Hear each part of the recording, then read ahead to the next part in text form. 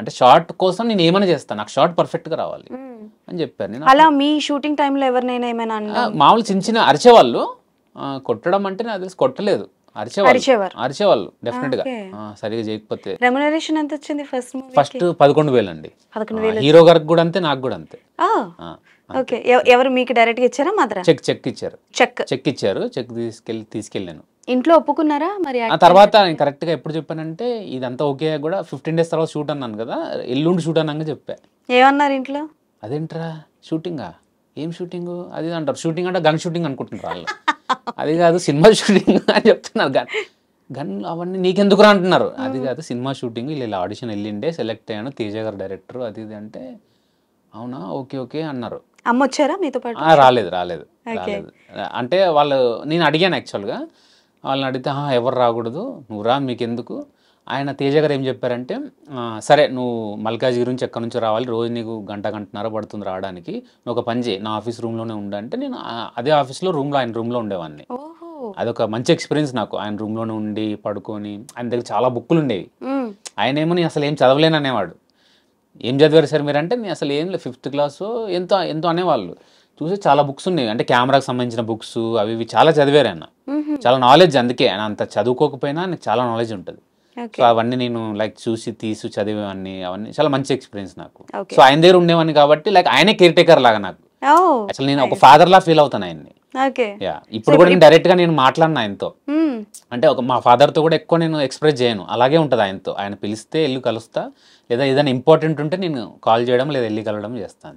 Okay, so భాష గారు అంటే బేసికల్ గా ఇప్పుడు బహిష్కరణతో రాబోతున్నారు కదా, సో చిట్టి క్యారెక్టర్ బాగా నచ్చింది, బాగా ఇన్వాల్వ్ అయ్యాను అని అయితే అంటున్నారు కాబట్టి, సో బహిష్కరణ అసలు ఎలాంటి కథ అంటే బేసికల్ గా ఈ కైండ్ ఆఫ్ జానర్ స్టోరీస్ చాలా వరకు వచ్చాయి. సో ఇది మూవీ కాదు, వెబ్ సిరీస్ అంటున్నారు, 6 episodes ఉంటాయి అంటున్నారు కాబట్టి, నాకు తెలిసి వెబ్ సిరీస్ ఫస్ట్ టైం చేస్తాను, ఫర్ ద ఫస్ట్ టైం చేయడం. సో వెబ్ సిరీస్ కి అండ్ అలాగే మూవీకి మీరు చూసిన డిఫరెన్స్ ఏంటి? డిఫరెన్స్ ఏం లేదండి యాక్చువల్గా. మేకింగ్ సైడ్ అంతా పర్ఫెక్ట్. అసలు నేను నా దృష్టిలో ఇప్పటికీ బహిష్కరణ అనే వెబ్ సిరీసే కాదు, నాకు తెలిసి సినిమా ఇది.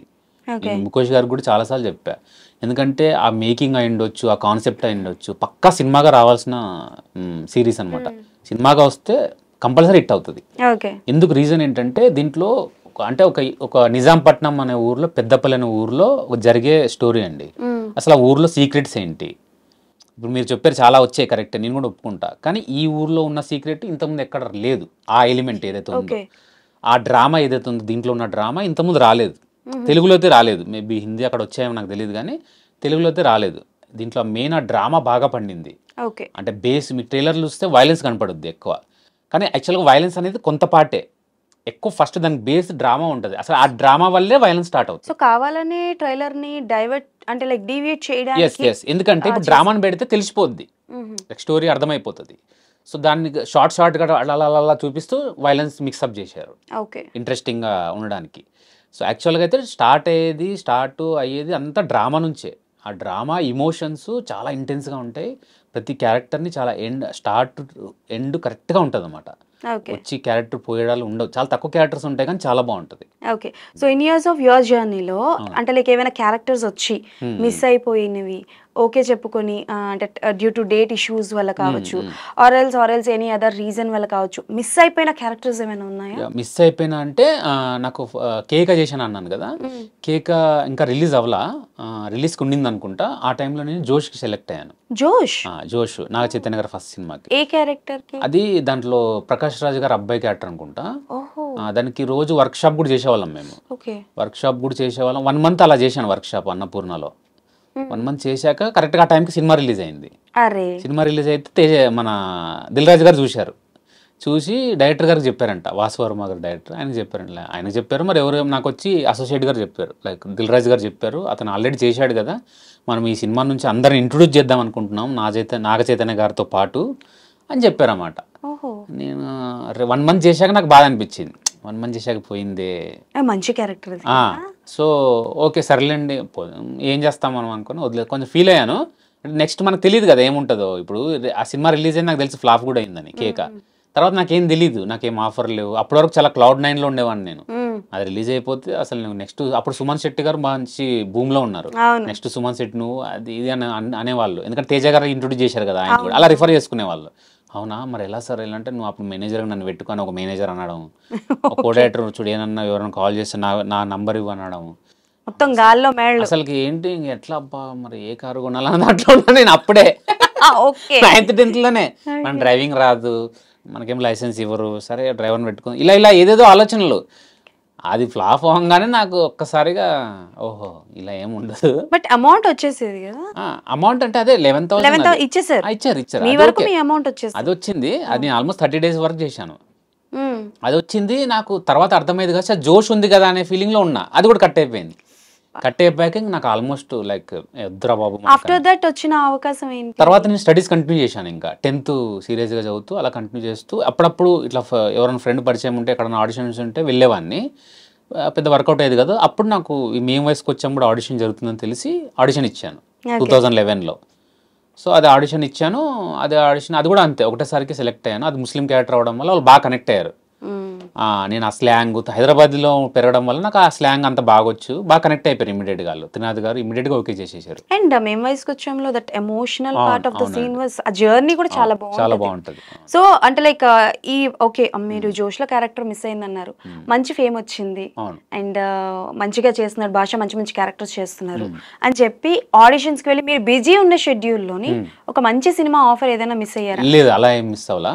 నేను ఎంత బిజీగా ఉన్నా ఇప్పటికీ నాకు ఆడిషన్ పిలిస్తే వెళ్తా. రీజన్ ఏంటంటే ఓకే ఇప్పుడు ప్రొడ్యూసర్ అయి ఉండొచ్చు, డైరెక్టర్ అయి ఉండొచ్చు, లేదా ఇంకెవరైనా అయి ఉండొచ్చు, వాళ్ళకి నేను తెలియకపోయి ఉండొచ్చు, లేదా వాళ్ళకి ఆ క్యారెక్టర్ పట్ల ఇతను చేయగలడా లేదని డౌట్ ఉండొచ్చు.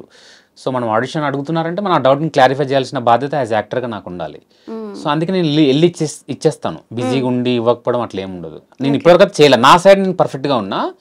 ఒకవేళ వాళ్ళు నన్ను ఆప్షన్లో పెట్టి లైక్ ఇప్పుడు మిమ్మల్ని పిలుస్తారు, నన్ను పిలుస్తారు, ఆయన పిలుస్తారు, ముగ్గురు పిలిచి వాళ్ళకి ఎవరికి ఎక్కువ ఫేమ్ ఉందో, లేదా ఎవరు బడ్జెట్లో వస్తున్నారో, ఎవరు డేట్స్ ఉన్నాయో దాన్ని బట్టి ఏదైనా తీసుకుని అలా మిస్ అయ్యింది వచ్చాం. కానీ నాకు తెలిసి అయితే అలా మిస్ అవ్వాలా. తర్వాత నాకు శేఖర్ కమలా గారితో ఒకటి మిస్ అయింది అలాగా, లవ్ స్టోరీ, మళ్ళీ నాగ చైతన్య గారిదే. అదేంటో మరి నాగ చైతన్య గారితో నాకు ఏం కనెక్షన్ కానీ ఆయన రెండోసారి మళ్ళీ మిస్ అయ్యింది. లవ్ స్టోరీలో ఫ్రెండ్, అది నా క్యారెక్టర్ తెలీదు, పెద్ద క్యారెక్టర్ తెలీదు. ఫస్ట్ ఒక డేట్స్ ఇచ్చారు. డేట్స్ ఇచ్చేసి నవంబర్లో అనుకుంటా, నాకు బాగా గుర్తు కూడా ఉంది, 2019 నవంబర్లో ఎప్పుడో డేట్స్ ఇచ్చి నేను అప్పటికి అడిగాను. ఒక లేడీ ఉంటే నేను అడిగాను, నాకు ఒక షూట్ వచ్చిందని వెళ్ళొచ్చు. మీరు వెళ్ళొచ్చు, మీరు 1 week తర్వాత ఉంటుంది మీద అంటే నేను ఖమ్మం ఇక్కడ వెళ్ళాను వేరే షూట్కి. వెళ్ళాక ఇమీడియట్ నెక్స్ట్ డే ఫోన్ చేశారు, సార్ రేపే పెడదామంటున్నారు ఆ సీన్ వచ్చేదా అంటే. అరే అది కాదండి, మీరే వెళ్ళమన్నారు కదా, ఇక్కడ వచ్చాను, మరి ఇప్పుడు వీళ్ళని వదిలేసి వెళ్ళిపోలేం కదండి పాపం, అవుట్డోర్ అందులో. ఇప్పుడు ఇక్కడ అంటే సరే అడ్జస్ట్ చేయొచ్చు, హాఫ్ డే అక్కడ ఇక్కడ అని. ఖమ్మము ఆవిడ రాలేరా అని అడిగింది. నేను రాలేను మ్యామ్, ఎట్లా కష్టం అంటే, అయ్యో సర్లేండి అని అలా అది పోయింది. మళ్ళీ ఆ తర్వాత నాగ చైతన్య గారితో ఏ ఆఫర్ రాలేదు, లవ్ స్టోరీ అంతే. ఫస్ట్ జోషు, తర్వాత లవ్ స్టోరీ, రెండు నాకు మిస్ అయ్యి నాకు తెలిసినవి అవే. నాకు ఇంటెన్షనల్ గా నాకు తెలిసింది, నాకు తెలిసి మిస్ అయింది అవే. ఓకే, అంటే హర్ట్ అవ్వద్దు. ఎప్పుడైనా మీ లుక్స్ పరంగా ఎవరైనా మిమ్మల్ని ఏమైనా అనడం జరిగిందా? అంటే ఇండస్ట్రీకి వచ్చే కొత్తలో అంటే ఇలా ఉండాలి, ఆర్టిస్ట్ అంటే ఇలా ఉండాలి, ఇలా చేయాలి, మిమ్మల్ని మీరు మార్చుకోవడం ఏమైనా చేసుకున్నారా? లేదండి, ఎప్పుడు నన్ను కమెడియన్ గా చూశారు కదా, ఇంకా నేనే హట్ అయ్యేవాడిని. నేను కమెడియన్ గా చూడలా నన్ను. ఫస్ట్ ఆడిషన్లోనే కేక్ అప్పుడే మీకు చెప్పలా, అంటే ఆడిషన్లో ఇది హీరోలా చేశాను నేను.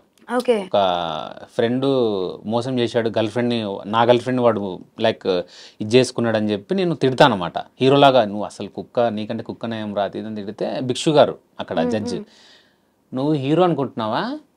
హీరో కాదు, ఏదైనా కామెడీ ఉంటే చేయి అన్నాడు ఆయన. అదేంటి కామెడీగా అడుగుతున్నాడు, మనం హీరో అవుదామని వచ్చాం కదా. హీరో అవుదామని వెళ్ళా, ఎందుకంటే మీకు స్కూలింగ్లో కూడా హీరోయిన్ కావాలని ఉండింది, కామెడీని కావాలని లేదు. సో నేను దానికి సరే కామెడీగా అప్పటికప్పుడని ఒకటి ఏదో కామెడీ మా మదర్తో ఉన్న డిస్కషన్ ఇంతకుముందు ఏదో ఉంటే రియల్గా ఉండేది చేశాను. అక్కడ చేశాను, వాళ్ళకి అది నచ్చింది, అది సెలెక్ట్ అయ్యాను. తర్వాత సో కామెడీగా వాళ్ళని చూస్తున్నారు కాబట్టి ఎప్పుడు వాళ్ళు హట్ చేయాలన్నా, నేను హట్ అయ్యానేమో బిగినింగ్లో. వీళ్ళంటారు నన్ను కామెడీ చూస్తున్నారు, మనం ఏమో హీరో అవుదామని వచ్చాం కదా, ఓహో మనం అయితే హీరోగా కాదు కామెడీ. సో దట్స్ వై ఎవరైనా మిమ్మల్ని ఎప్పుడైనా అడిగితే కమెడియన్స్ లో హూ ఇస్ యువర్ ఇన్స్పిరేషన్ అని అడిగితే నాకు ఎవరు లేరు, హీరోసే ఇన్స్పిరేషన్ అని చెప్తారు. అదే రీజనా?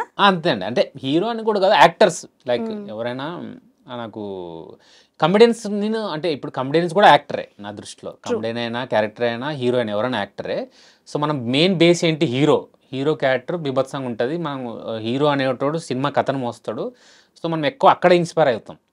నేను కామెడీ కూడా తీసుకోను కదా. ఇప్పుడు ఒక హీరో అనేవాడు కామెడీ చేస్తాడు, సెంటిమెంట్ చేస్తాడు, ఫైట్స్ చేస్తాడు, డ్యాన్స్ చేస్తాడు. సో అవన్నీ ఉంటాయి కాబట్టి నేను హీరోని ఇన్స్పిరేషన్గా తీసుకుంటా. ఓన్లీ కామెడీని తీసుకుంటే నేను కామెడీ ఒక్కటే తీసుకోవాలి, సెంటిమెంట్ చేయమంటే చేయలేకపోవచ్చు నేను. సో అలా కాదు. సో అన్నీ ఉన్న ఒక క్యారెక్టర్ ఏంట్రా బాబు ఒక సినిమాలో అంటే హీరోకి ఉంటాయి. ఓకే. సో అందుకే హీరో ఇన్స్పిరేషన్గా ఉంటాయి. ఓకే. అండ్ అంజలి గారి కాంబినేషన్ ఉందా బహిష్కరణ? అయ్యో అంజలి గారి కాంబినేషన్ అది. ఓకే. అది ఆల్మోస్ట్ అందరు కాంబినేషన్ ఉంటుంది మీకు సిరీస్లో. అంజలి గారు, అనన్య గారు, రవీంద్ర విజయ్ గారు అండ్ షణ్ముఖ్ అన్న, శ్రీతేజ్ అన్న, మేమే.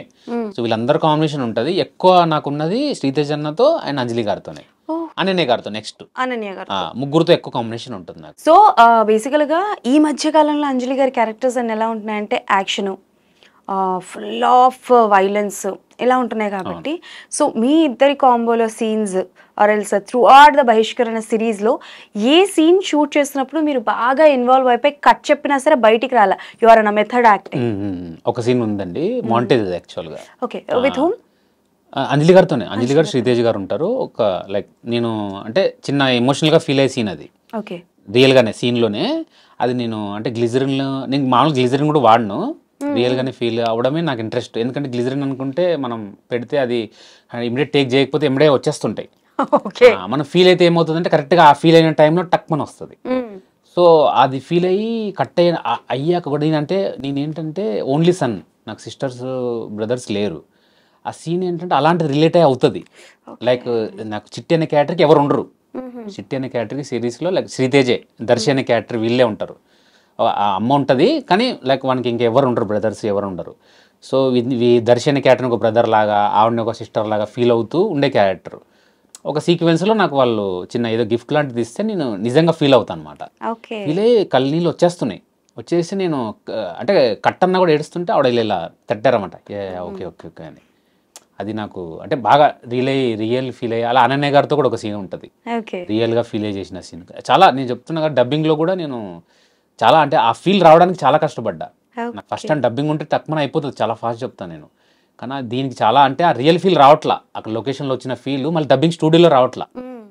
అది నాకే తెలుస్తుంది. ఒక రోజంతా డ్రైన్ అవుతూ ఏడుస్తూ చేస్తూ ఏదోలా చేశాను. ఇంటికి వెళ్ళిపోయి ఫీవర్ నాకు ఫుల్. ఇంకా అంటే బాడీ అంతా హీట్ ఎక్కిపోయింది, ప్రెషర్ తీసుకొని ఏడ్చి అన్నట్టుగా. సో చాలా ఇమోషనల్ డ్రైవెన్ ఫిల్మ్ క్యారెక్టర్ అని చెప్పొచ్చు. మన సిరీస్ కూడా అలాగే ఉంటుంది, మీకు ఫన్ గా స్టార్ట్ అయ్యి చాలా డ్రామా బాగా పండింది యాక్చువల్గా. ఓకే. అండ్ సో మెనీ ట్విస్ట్లు అయితే ఉంటాయని మేము ఎక్స్పెక్ట్ చేస్తున్నాం. బికాజ్ సిరీస్ స్టార్ట్ అయిన తర్వాత పరంపర కావచ్చు, అండ్ పొలిమేరా సిరీస్ ఒకటి స్టార్ట్ అయిన తర్వాత, అండ్ ఇంకా కార్తికేయ 1, కార్తికేయ 2 ఇవన్నీ వచ్చిన తర్వాత ఏంటంటే జనాలు కొత్తదనాన్ని కోరుకుంటూ ట్విస్ట్లు ఎక్కువగా ఎక్స్పెక్ట్ చేస్తున్నారు. సో బహిష్కరణలో ఎన్ని ఉండొచ్చు? ఉన్నాయి, ట్విస్ట్లు అయితే ఉన్నాయి, కౌంట్ చేయలేము కానీ కానీ ఉన్నాయి. మంచి ట్విస్టే ఉంది డెఫినెట్గా. ఓకే.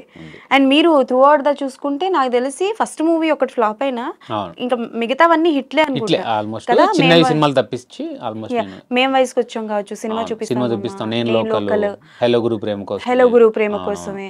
డిస్కో రాజా కూడా మంచి క్యారెక్టర్, అదంతా ఆడలేదు. డిస్కో రాజా కూడా ఐ థింక్ గుర్తు. కార్తికేయ 2 అండ్ ఈగల్, ధమాకా అన్నిట్లో మంచి రామాయణము ఓటీటీలో బాగా. సో అన్ని క్యారెక్టర్స్ మంచిగా పడ్డా. మీకు నాకు తెలిసి బాగా పేరు వచ్చింది, బాగా కనెక్ట్ అయింది నాకు తెలిసి